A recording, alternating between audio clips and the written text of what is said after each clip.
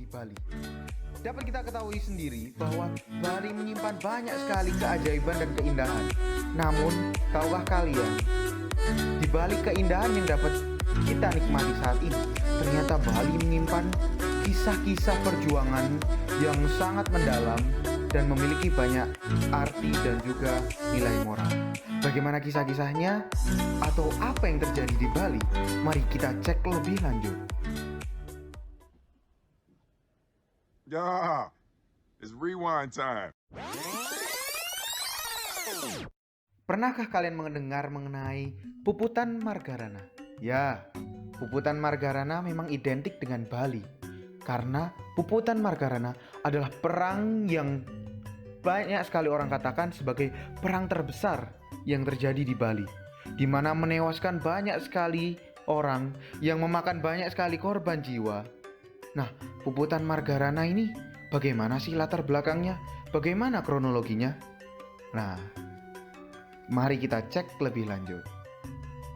Latar belakang munculnya Puputan Margarana sendiri bermula dari perundingan Linggarjati pada tanggal 10 November 1946. Belanda melakukan perundingan Linggarjati. Pada tanggal 10 November 1946, Belanda melakukan perundingan tersebut dengan pemerintah Indonesia.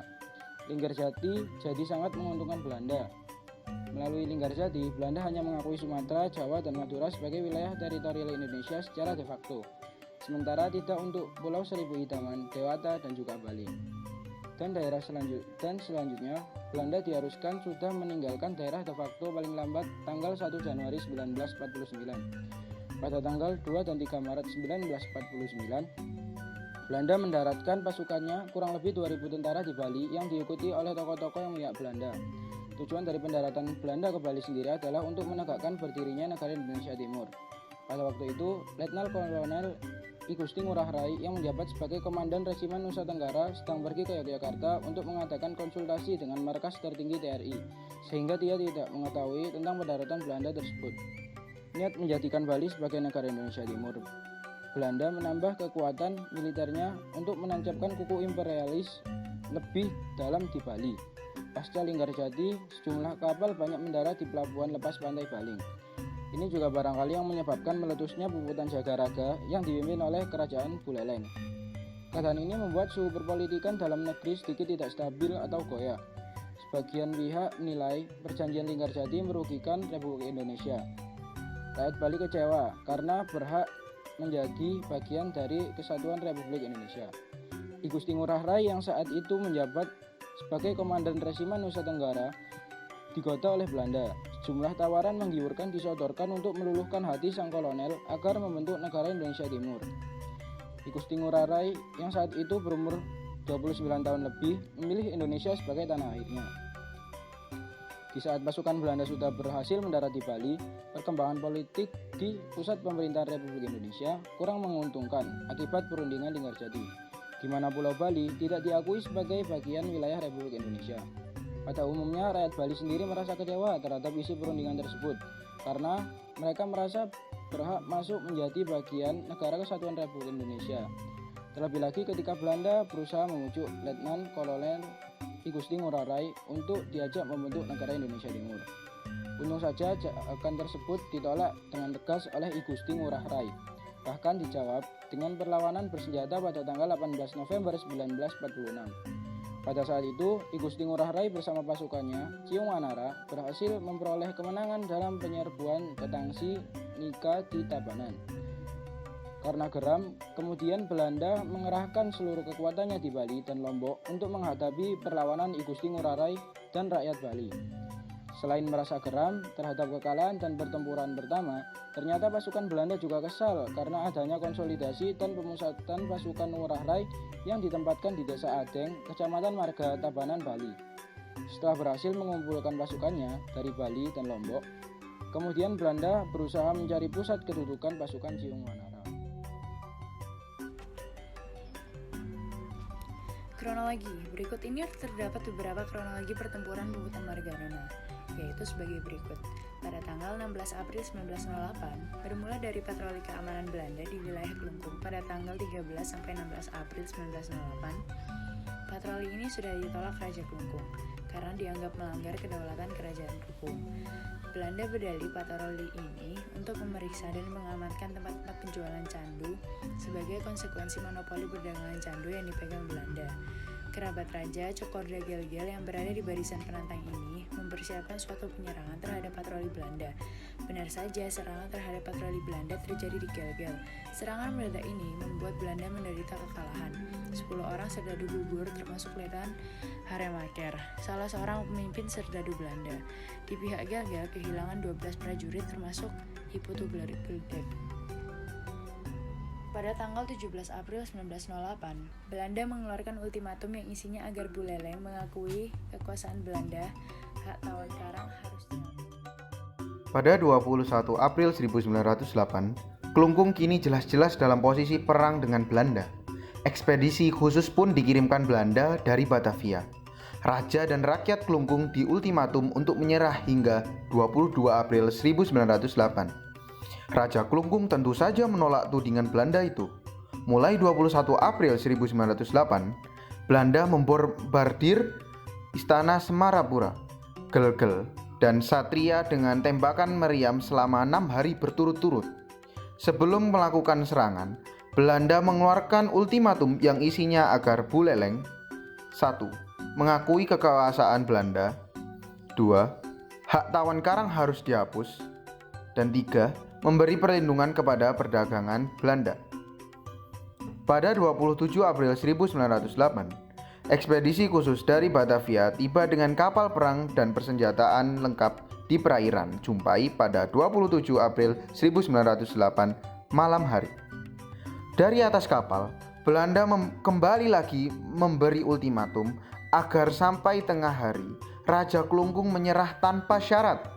Raja Klungkung menjawab ultimatum itu dan meminta penundaan waktu 5 hari untuk berunding dengan para pejabat tinggi kerajaan. Belanda menolak permintaan itu dan Klungkung terus ditembaki meriam dari atas kapal. 28 April 1908, perang pun dimulai. Karena persenjataan tidak seimbang, Belanda bisa menguasai Kusamba dan Jumpai. Meskipun rakyat di kedua desa itu melakukan perlawanan sengit, perlahan pasukan Belanda pun merangsek menuju Klungkung. Istana Semarapura terkepung. Cokorda Gelgel dan Dewa Agung Gede Semarabawa gugur dalam menghadapi serdadu Belanda di Benteng Selatan. Kabar inilah yang mendorong Dewa Agung Istri Muter bersama putra mahkota Dewa Agung Gede Agung turun ke medan perang mengikuti Ibu Suri, Dewa Agung Muter. Semuanya berpakaian serba putih, siap menyongsong maut. Dewa Agung Muter bersama putra mahkota akhirnya gugur. Mendengar Permaisuri dan putra mahkota gugur di medan laga, tidak malah membuat Dewa Agung Jambe menyerah. Justru semakin bulat memustukan berperang sampai titik darah penghabisan.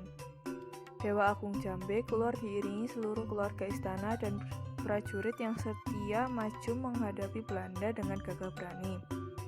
Karena persenjataan yang tidak seimbang, mereka pun gugur dalam berondongan peluru Belanda. Mereka menunjukkan jiwa patriotis membela tanah kelahiran dan harga diri. Hari itu pun, 28 April 1908 sore, sekitar 15.00, kota Klungkung diduduki, maka berarti seluruh Bali dikuasai oleh pemerintah Belanda. 20 November 1946. Pada tanggal 20 November 1946, I Gusti Ngurah Rai dan pasukannya Ciungwanara melakukan long march ke Gunung Agung ujung timur Pulau Bali. Tetapi tiba-tiba di tengah perjalanan, pasukan ini dicegat oleh serdadu Belanda di Desa Marga, Tabanan, Bali. Tak pelak, pertempuran sengit pun tidak dapat dihindarkan sehingga sontak Desa Marga yang saat itu masih dikelilingi ladang jagung yang tenang berubah menjadi pertempuran yang menggemparkan dan mendebarkan bagi warga sekitar. Bunyi letupan senjata tidak-tidak serentak mengepung ladang jagung di daerah perbukitan yang terletak sekitar 40 km dari Denpasar itu. Pasukan pemuda Ciungwanara yang saat itu masih belum siap dengan persenjataannya tidak terlalu terburu-buru menyerang serdadu Belanda. Mereka masih terfokus dengan pertahanannya dan menunggu komando dari I Gusti Ngurah Rai untuk membalas serangan.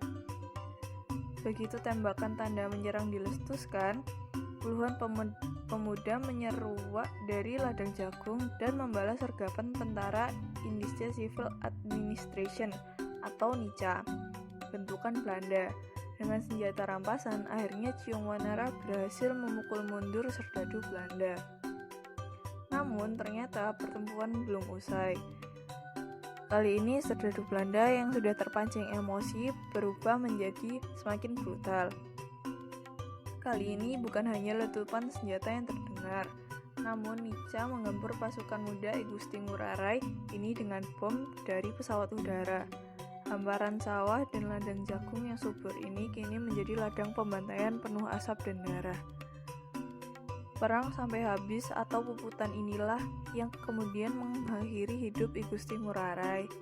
Peristiwa inilah yang kemudian dicatat sebagai peristiwa puputan Margarana.